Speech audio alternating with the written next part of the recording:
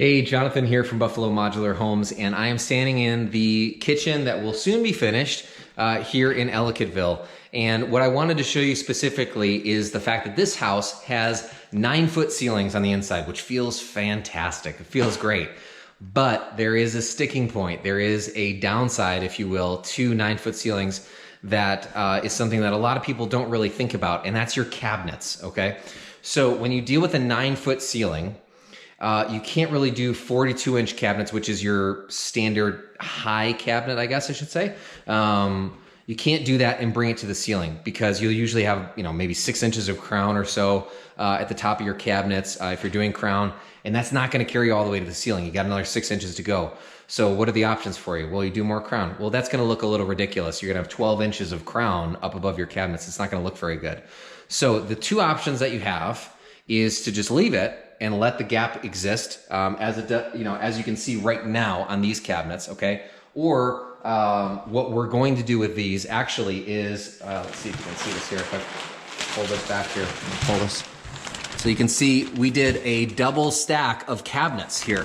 So you have, your standard wall cabinet here, and then above it you have another stack of cabinets. So not to get overly technical, but there's going to be another,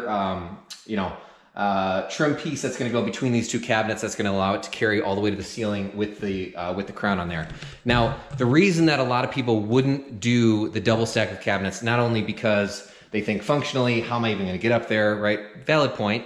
How am I going to get up there? You need a ladder to get up to get up there. But the other thing is the cost.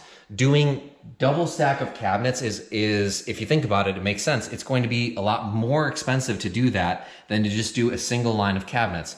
But the advantage that we have here on this specific design is you have 1, 2, 3, 4 cabinets. That's it. So it's really not, for this specific design, it's not really a huge cost increase. It's certainly a lot from what it was, of course, but it's not overwhelming to take that on financially. So this could be a good option for you to consider as either doing a double stack or consider just leaving it.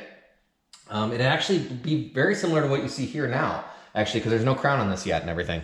So that's two options that you could consider for when you're doing a 9-foot ceiling, because you can't carry a 42-inch cabinet with your crown all the way to the ceiling. It just won't reach.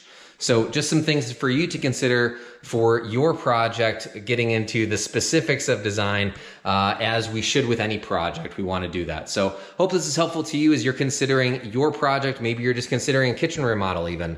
And something like this is helpful for you to consider too, because either you're going to say, hey, we're going to hold off so we can save and do the double stack because I think it looks fantastic, which it does. Or you say, you know what? It's not really a big deal, but I'm really glad that I didn't know that before. I didn't really think about that. Naturally everybody wants cabinets all the way to the ceiling in their house, unless you're of the mindset where you're going to, put a bunch of stuff up above the cabinets.